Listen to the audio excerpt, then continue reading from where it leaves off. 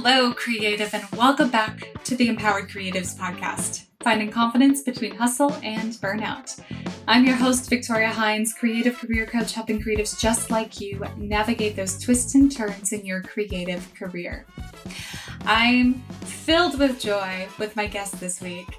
I have Grace Lane Smith on the call today. So Grace is an oil mixed media artist crafting portals to the ocean from the shores of Nova Scotia. Her art is inspired by the vastness of the ocean and how it makes her feel swept up in something big. Her work translates to the calming, soul-satisfying feeling she gets on canvas, so others can experience it anywhere in the world.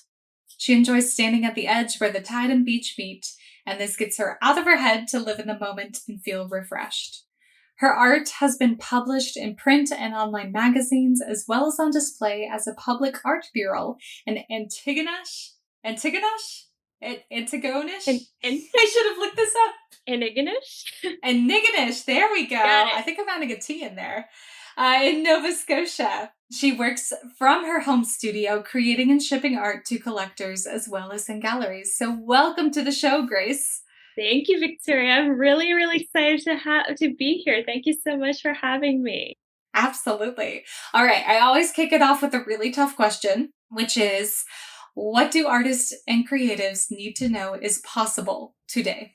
Oh, okay. That is a big one. And it's something that I've been working on a lot this year.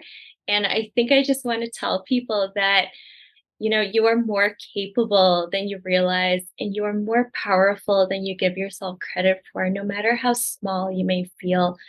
Believing that you're capable and that your work matters and that you as a creative person matter and have something to say, that begins with talking kindly to yourself. I want to double click on this because it's so important. And I think it's so hard for all of us. Was there ever a time where you felt like your work didn't matter? Oh, Victoria, it has been a constant in my life. Ever since I was very young, it has been a constant in my life.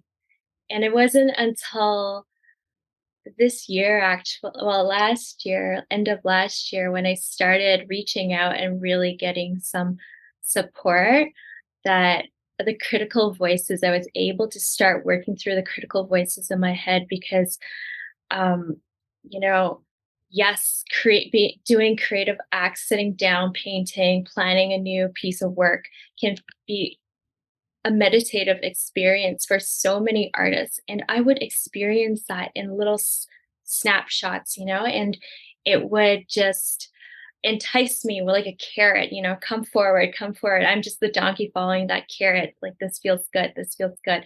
But there would be these minefields along the way that would just explode and take over my mind, saying, you can't do this. What are you doing? This sucks. This is terrible.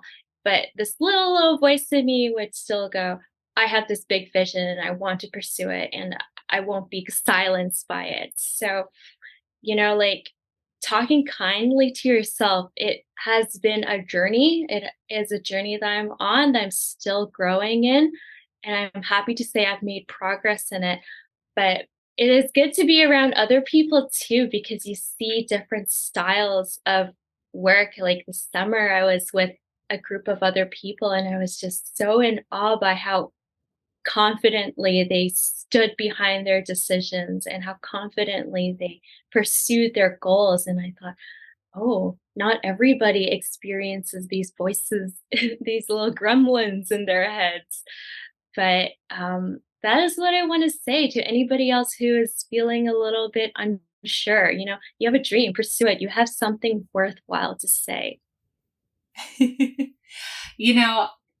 I actually think everybody has those gremlins in their head. I love that you're touching on this subject because it took me, you were sharing your story, and it took me back to a moment when I first launched my business, and maybe it was a year in, and I was on, I think, like a Clubhouse conversation, and I can't even remember the subject, but it was halfway through, kind of like walking through somebody with somebody who's an expert.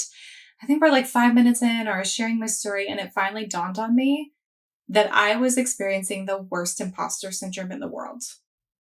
And I had no idea that was like the underlying hurdle that was standing in my way from where I wanted to be and what I wanted to be doing.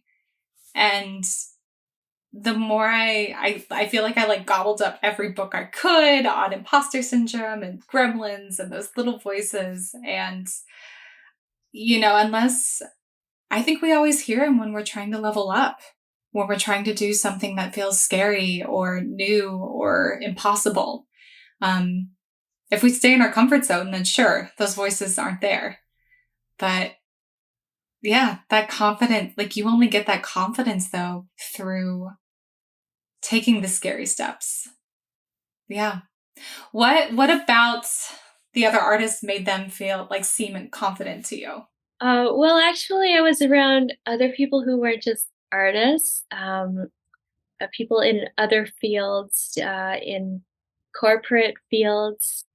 And, I think there is a, I think it's healthy to have an artist community or a creative community because there are some unique struggles that you can really talk through with somebody else who sort of gets it. And, like one of those um, is not knowing if this is going to work out, right? Like there is no guarantee that your creative career would, I mean, let's face it, there is no linear growth in creative careers. It's always this roller coaster. You try something and then you try something else and see what works. Um, but I think there's also a lot of value in being around people who are not in creative fields because it helps see how somebody else thinks. Yep, nope, that makes total sense. It's Yeah, it's rewarding to remind yourself that the sphere is bigger and people experience different things. I know your journey started in Toronto, Canada, working in the artistic realm as a volunteer docent. And you were running painting workshops, managing art store operations. What was that journey like early on in your career? Well, I was a volunteer docent in another part of Ontario before I moved to Toronto, and then yeah, and that was really it was such a treat, like I didn't realize I was so young at the time. I didn't realize really what a big deal it was. What a lucky opportunity I had. But to be able to see this art in Canada, um, I got to see Rembrandts. This gallery had Rembrandts, and I didn't have to go to Europe to see that. So this was really, really special. And it just, uh, my favorite part was not giving the tour. My favorite part was after everyone left so I could go study the Rembrandt painting. I mean, meeting people was wonderful too, and telling them about the art, that was lovely as well. But I really just like standing in front of the work because it was a person who had painted this. They were saying something about somebody else who was there, but we have no idea exactly what they were feeling, who that person was, and it's like this little Hmm. mystery. I feel like when you're looking at, it doesn't even have to be a painting. When you're encountering a play, for example, it just transports you somewhere. I think this is much Yeah. a play is a lot easier to compare that sense of being transported. A play, a book, like theater is so immersive, right? So Even in an orchestra performance, yeah. it can just take you to another place. And music in general, I feel like does that. It taps into something inside of you and just brings you somewhere new. So, what led to you relocating from the bustling Toronto city Mhm. to a very tiny town of 5,000 people? Yes, it is very small here. Our population does double when the students are in, but it's still very Wow. small compared to Toronto. I have to grab what I have here, right? Um, so my husband came here for his master's degree, and we Mm. just we were just so excited to move to be close to the ocean, and we didn't want to leave. I mean, there are things that I miss about the city for sure, uh, but like it felt like home, and of course it Yeah. inspires my work. Absolutely. So Yeah. why don't you dive into a little bit more of that? How did the ocean start to inspire the work that you created? And how has it impacted your work? Well, I did spend some time living by water in before I moved to Toronto. Actually, I've lived in Toronto before, but I've also spent time living in other places, and I have lived by water before. And returning to a place that had water, it felt like I could breathe. It felt like there was spaciousness. Um, like I get so stuck in my head, um, and I'm such an overthinker. I think a lot of people can relate to this, but we don't talk about it a lot. I'm such an overthinker, and just being in nature, being by the ocean, it's something that's bigger than me as a person, and it's bigger than my phone screen. It's bigger than my computer. It's real. It's tangible. It just gets me out of my head and it grounds me. So when I'm having a really bad day, um, it it helps me feel better. It helps get me out of my head. So there's that, and you know, I find it to be very healing, not just in an emotional sense, but in a physical sense. So I can dive a little deeper into that if you like.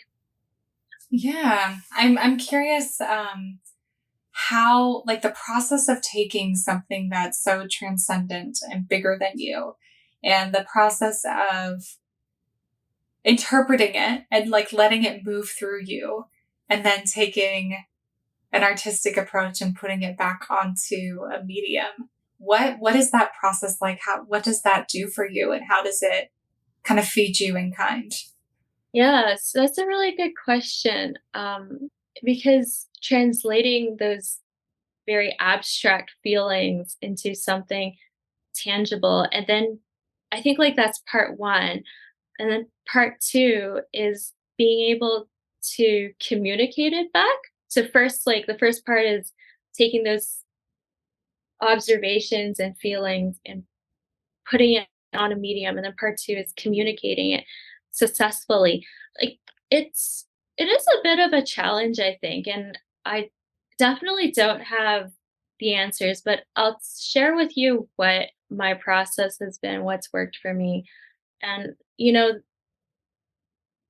uh, it's taken a lot of soul work, a lot of digging to really figure out, why am I so attracted to this? And why does it matter to me that I share this with the world? Because that goes through all these phases where I'd pull back and just do things very quietly, very privately for myself and not share it. Um, because I'm a very private person, but there's this there's this need to share it, and so eventually I always come back and I share the work, and I think that's partly because of the emotional journey. I think maybe partly because it's been a constant for me. um, Being in nature has always soothed me, even even when I haven't actively s- went to seek it out. um, Just even going into the woods, for example, as a child, it was something that calmed my nervous system. And so I hope my work does that for people as well. And it's just a vehicle for it's a vehicle, I suppose. It's a vehicle for me to talk about it, talk about um, how I feel about it, and hopefully share some of my journey with the other people and hopefully inspire others, but in a written form as well as a visual form, because my work is often accompanied by words. Like, I think a lot about what I write in my newsletters. I think a lot about what I write in my captions. Um, yeah. Sometimes I don't know which one matters more to me personally. Yeah. Or which one matters more to your audience? Yeah. Yeah. Everything you were just talking about made me remember my favorite and my least favorite quote because it frustrates me. But that idea of holding the vision and trusting the process, Yeah. which I don't think I ever recognized how closely tied to creating visual art. I feel like that phrase really is Hmm. because you experience something or you have a vision of what you want to create and you go to create it, and it's not just trusting the process of creating it, it goes beyond that. It's trusting the process and the vulnerability of sharing it. Mm. It's trusting that you're having to hope and trust that the story, the feelings, that vision that you're wanting to convey lands or is able to find its way into the viewer and the person who is experiencing your art. And that trust piece, and I don't know if you feel this, but I feel like that trust piece is it's the hardest thing. It's the hardest thing in any business or craft as a creative is it's the thing you can't control. Yeah, definitely. I um I definitely agree with what you say about, what you said about trusting that it would land with someone. And I think that that's the beauty of what we have now with the internet. Our work can go so much further. Um, and this is something that I've been doing a little bit of writing around is there there's always going to be someone out there who will resonate with your work, that it'll make an impact on them, and it will mean something. Your work isn't going to be for everyone, and that's okay. But whenever I have those moments of doubt, I just think back, my work has helped people in the past. So there's always going to be one person. So if this one new work is going to land with one person or a few people, that's great. Absolutely. What's the writing process Oh, that you go through to kind of explore that? yeah. So I have so many notebooks. It's a bit messy. I get that. I used to be on that train. Yeah.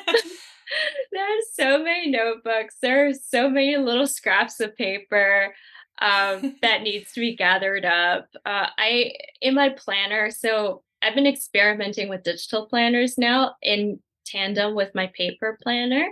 But I do love working on paper because sometimes there's like it helps me focus without all the bells and whistles. But even on my Mhm. planner, I end up, you know, getting carried away and, oh, here's a thought, let's explore that. So a lot Mm. of just starting with free writing, I guess. Like, free writing is Yeah, that makes hard sense. sometimes. Yes. Yeah, people say just do free writing, and sometimes it's hard to start. Sometimes it's hard to know what you want to start exploring if you don't even know what the question is. So, does that make sense? No, that makes total sense. So it sounds like you're kind of going through, if like we circle back all the way to the beginning, like questioning the thoughts that arise in your head, digging deeper into that why you paint what you do, why it's important to you, what stands in your way when you want to create. All of it, it sounds like you go through the process of writing. And the second you have a thought that you're curious about, you sort of, and correct me if I'm wrong, but it's like finding a median and then letting it flow. Yeah. Well, one thing that I found helpful recently is recording my thoughts through audio and having that transcribed and then digging through it to find starting points to write more about a topic. And that's been pretty helpful in working through the tangle of thoughts. Absolutely. I love that method too. And I remember like early on in the pandemic, this sounds so morbid, I would go on walks around the graveyard, but mainly because it was like, I had this beautiful lake, but everything got a little boring after a while. Sure. And so I discovered, I was like, there's this massive graveyard that's old and beautiful, and there's trees and there's deer. I was not the only one who discovered the graveyard. There were many people there. Oh. But it still had large pathways. You could stay away from each other. Anywho, so I vividly remember walking around this graveyard and pulling out my phone to record thoughts or ideas or book ideas or things that kind of like spilled out through my head. And it's exactly that, like getting a thought onto audio and then transcribing it so you have it in some sort of meshable form, something Yes. you can do something with it. Yes. Because unless you want to sit there and edit audio, which I don't recommend unless your goal is to have a podcast or a video, it's nice to have it in that written form. So that's really cool. I will say that until you mentioned you have an editor for your podcast audio, I had no idea because it all sounds so seamless. And I just thought, oh, everyone is just such a good speaker. Oh my gosh, Andrew's going to listen to this and be like chuckling to himself. I love that. Andrew, you can keep this in, by the way. I think that's a beautiful call out to the wonderful work that you do, which goes completely unnoticed on this show. So thanks, Andrew. Thank you. Hey, creative. I'm going to take a quick moment to give a shout out to Artera, who supported the creation of this episode. Artera is redefining the future of art galleries, where art, storytelling, and innovation collide. If you hop on over to their site, they are not only showcasing incredible artists, including the artist who is my guest today on the pod, but Artera is also a community nurturing both established and growing artists alike. If you are a visual artist, sculptor, or maker looking for a supportive and tech-savvy community, check out Artera. If you are an interior designer looking to fill your designs, your homes with curated art, check out Artera. And if you are an art lover who enjoys learning the story of an artist before you buy, you should definitely check out Artera. Alrighty, let's dive back into the show.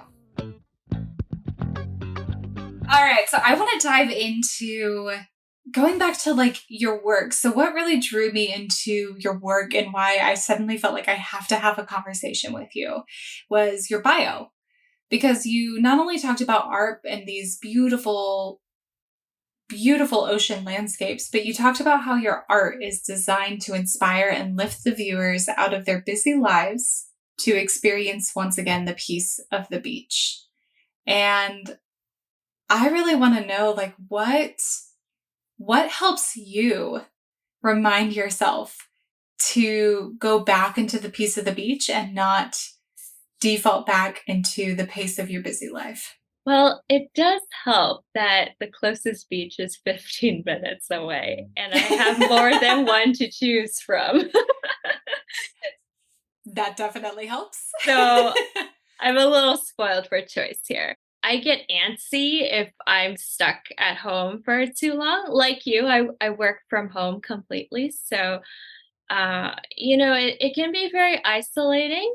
And even if I'm going out to the beach and not seeing anybody, I still feel like I've gone out. I'm a little bit part of the world instead of being stuck in my digital world. I mean, if I'm not like creating stuff, right? If I'm not creating art, then I am at a computer for a big chunk of my week. And so it's even if I'm talking to people through chat or sending an email, it's not the same. There's just I I'll tell you a bit of a story. I got to a point last year where I was very actively trying to break away from digital life. So by that I mean like putting my phone away, doing things that were more analog, not turning off all the notifications, because I just couldn't hear myself think and I couldn't focus on tasks. Um, I, I would go and sit down and do something, and my hand, without thinking about it, would reach for my phone and open an app. And I had no reason to be on it. Mm. I had no reason to check my email, but I just feel like I didn't have I had to I already I'm a person who already has too much chatter in my head from overthinking. I didn't need all these extra um mini addictions, I guess. I'm not sure if that's a good. All of the extra chatter that's like pushing more chatter to you Yeah, is kind of what it feels like. have you read I think it's Cal Newport's book. Anyways, it's one of these books out there that really made me think about uh, focusing on one thing at a time. I realized I really struggle with that. So, Mm. going out into nature, I I don't have data on my phone first of all, so that is that's huge for me. I'm happy not to have data on my phone, uh, and who knows, that might change one day because I know if I get it, I wouldn't be able to I wouldn't be able to turn off when I'm out. I wouldn't be able to turn off if I'm, Yeah, like out in nature or just trying to decompress. That would creep into my ability to decompress. absolutely. I mean, it's so hard. And I find it like ebbs and flows. I do have data on my phone and I check it constantly when I'm not supposed to, but I we are just kind of like sucked into these very digital lives. And I feel like they can be intentional digital lives, but there's so much reward in not being intentional about it. And I feel like that's the problem. Is like there's so much like all of these apps, all of these tools, everything was technically. I don't know if you saw the social media documentary on Netflix. I cannot remember what it's called. I think it came out in 2021, but they talk about how they actually use psychology to design these tools, and it was so that people felt the need and felt rewarded by using them, and it was all intentional. And it's hard to remember that this isn't the world that we have to operate in. We've been sort of like trained into operating that way. So I love that you like have found these intentional ways of like turning off notifications, getting back out into nature, not having data on your phone. I'm sure taking time to paint and create is another one of those great outlets. Are there any other tactics or strategies you use to disconnect from that digital world? Yeah. Well, before I jump into that question, I just want to go back 2 steps and say, like, you know, if anyone is listening to this, I don't want anyone to feel guilty about, having data on their phones or like picking up their phones and checking things. Like, I do that too. And what you pointed out about that documentary about how uh, they have designers who were employed to use psychology to tap into brain chemistry. That is, like, I think by now, a lot of us, we know, yeah, like it's good to turn off our phones and, have a conversation without a phone present or to go spend some time phone free. But just like be gentle with yourself, right? Like this was designed to tap into our brain chemistry. So, it if it's a struggle and you're having a hard time and you want to have some time off from the digital world, like just be gentle. It's not your fault. I guess that's what I'm saying. This is all coming out really badly, but I say this because I gave myself a hard time for not like for wasting time, like for planning, okay, I am going to relax tonight. I am going to read a book and recharge. And then I end up just scrolling for an hour and a half. And then I have not been rejuvenated. And I also didn't do anything productive while I was scrolling and giving myself a hard time about that. But, you know, like, um, these things are designed to keep us on, right? So that's what I'm getting at. Yeah. Yeah, absolutely. But People are not alone. to answer your other question, your question was, how do I decompress? Are there any other tactics you use to disconnect from digital life? Okay. So I know we talked about you turn off notifications, you sort of like right now eliminated data from your phone, you take intentional walks and go outside. And I'm sure also spending time and making time for creating and painting is another one of those great tools. But I was curious if there's any other strategies you use. I read a lot. I don't know if that's a Yeah. good answer. Just pursuing something that fills me up. So, that, like I prefer a physical book over a digital book simply because it seems to hold my attention better. I mean, I love ebooks because it opens up so many more books to me. But for some reason, I'm able to focus a little bit better if I have a physical book and I can turn the pages. What about you? Absolutely. Oh, I'm the same. Well, disconnecting from digital life. Yes. Whew, that's a hard one. Really hard these days. I would say I'm the same with books. I love physical copies. It's the worst addiction in the world when I'm traveling because I lug around too many physical books and then I buy more in the next place I've been at. So that has not been great. Uh, but I usually do physical books, or if I find myself getting too big of a stack, I resort to audiobooks, Mm, and kind of alternate between the two. yeah. I'm a big proponent of taking a walk every day. I'd like to go back to a little bit more rigorous of exercise and like a more steady exercise routine.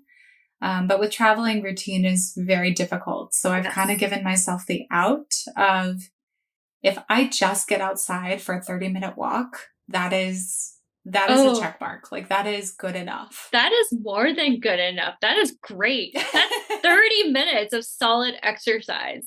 Yes. I'm also the crazy person I mean, living in Chicago, I'm a little bit spoiled and I'll have to rework this when I move, which I haven't told the podcasters that I'm moving, or the listeners that I'm moving, but I'll have to figure out Chicago. I feel like I'm so spoiled because I can come up with something I need to do and usually I can turn it into an errand, which then has this like Ah, almost like false conception of like I'm still being productive and I'm going for a walk and I'm going outside and I'm disconnecting from the digital world. Like it's sort of like checks all these boxes to where it's like, well, of course, this is a win. oh yes, Um I'm all for that. Why else would you go out for a walk if it's not a hike, yes. right? I would also say, oh, 100%. Another tactic I've started trying to use a little bit more often because I do have a full-time job as well as running this business is being more intentional about clocking off of work. Mm. And there are still some weeks where I have to show up for one or the other job business a little bit more that week. And so I have to make compromises. But something I'm trying to do is give myself like I'm going on a walk or I'm doing an exercise routine like at 5 o'clock and making that commitment to myself so that I'm forced to disconnect. And if I go back, that's okay. But it like forces that break time on me, which I think is also healthy. Can I ask how you came to recognize when you're off time is and how you transition out, especially because you work from home, Yes. first of all, for your job, but also when you're running a business, there's almost no like, the clock can keep going. There's always a Hmm. task to do. There's, like, 5-minute tasks you can do, there are 30-minute tasks you can do, there's just one more task to do. So, how did you reach a point where you figured out, "Okay, this is my cutoff, and I'm gonna stick to it." Instead of saying, like, Yeah. "I arbitrarily picked 6 p.m. as my cutoff," because arbitrarily picking a time, I don't know for you, but it does not work for me. Yeah. I would say some days it works, some days it doesn't. And some days I am so focused and I feel good and I decide, you know what, I'm focused, I'm good. I don't feel mentally drained. I'm going to keep going. So there are some days where I'm like, this is great. There are other days where I wake up, I'm exhausted, I'm tired, I can't focus. I show up even for work and I'm all over the place. And there are days like that where I'm like, great, I need more mental health time today. And Mhm. so I adjust it and I go on more walks or step away from the computer more or sometimes even cancel meetings. There are days where I just don't have it in me. And I've come to recognize that if I'm focused and in my best self, I can really focus and produce and just get it done. Mm. If I'm not my best self, I can sit there and fight it, and I will if I have to. Or I can recognize that this is just not the day and let it remind myself that it can wait. Um, so I think that's one of the, and the problem is like everybody's different. And I think to some extent, you're almost hacking yourself. Like it's like you said, of like really questioning who you are, why you do the things you do, what your strengths are, what you're not good at, and really starting to understand like how can you leverage your strengths, Yeah. the things that really work for you, Yeah.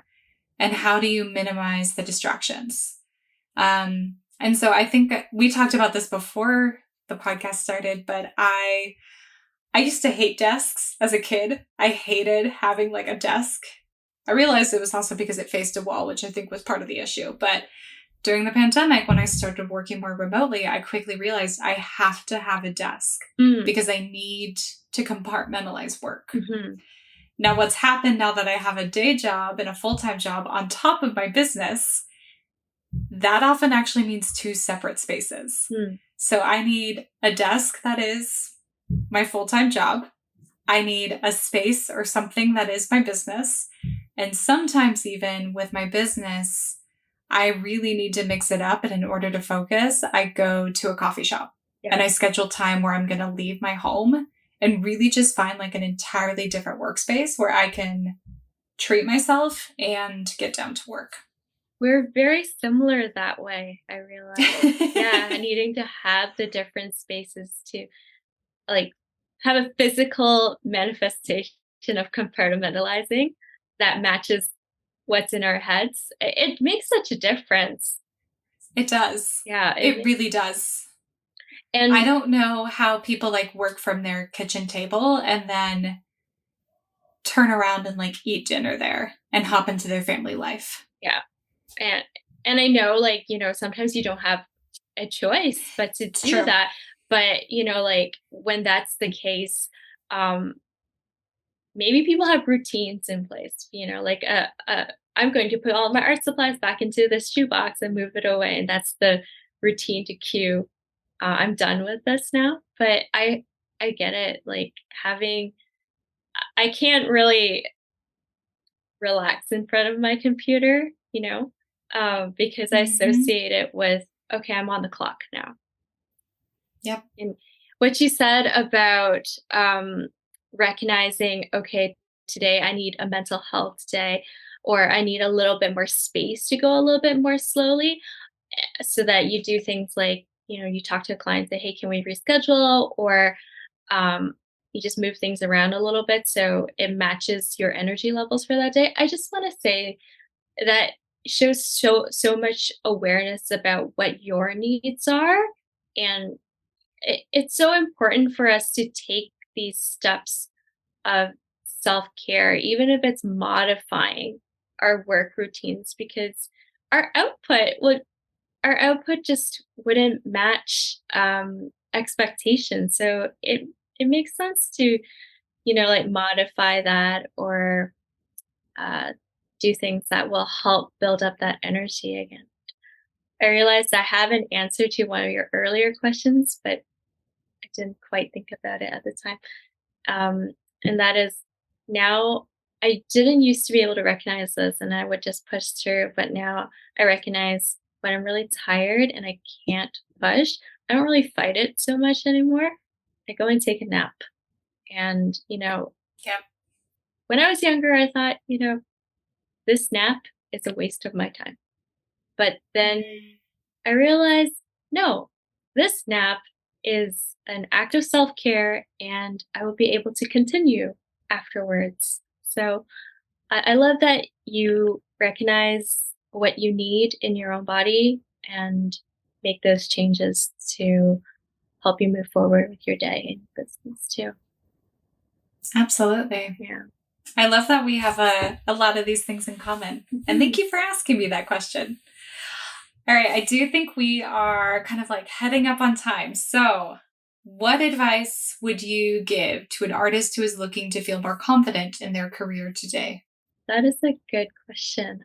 You know what? I would love to sit down with in a room with like 20 other creatives and hear what everyone has to say, because I think there is no one answer. I guess, like, just take one small step at a time, and eventually something big will happen. I like that. Oh, Grace, how can we get to know more about you, your work, and keep in touch with you? So my website is www.gracelanesmithart.com. I do send out a newsletter where I share my art, but I also talk about um, how mental health plays a role in that, how emotions all have room at the table. And so if you like reading emails that feel more like a letter to a friend, then sign up there. And I'm also on Instagram at Grace Lane Smith Art and on Facebook as well. So, Grace, I know you're working on something really, really special that you're going to be sharing with your audience. Do you want to tell the Empowered Creatives audience all about it? Yeah, so I'm working on a little manual, a little book on around burnout, because this is a big topic that I think a lot of creatives can relate to, or just like intuitive type people. So the book shares a little bit about my journey, to give a more of a personal perspective, but it also shares some action steps that you can take if you're in the middle of burnout and you don't know what to do, how to get out of it.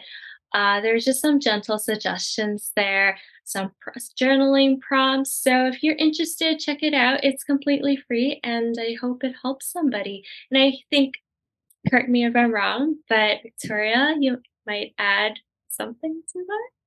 I will be indeed. Grace asked me today before coming on the podcast. So when you're listening to this, the book, the micro book, will be out, and I will add this link to the show notes below, and you'll be able to check it out with a little snippet from myself.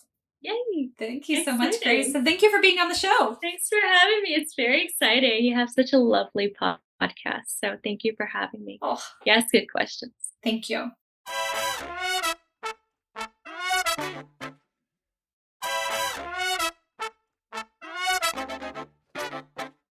All right, creative. Here is your one thing this week.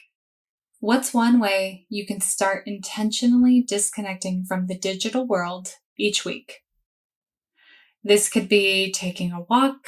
This could be turning off data on your phone. This could be turning off notifications. This could be making more time for your art if it's away from a computer screen.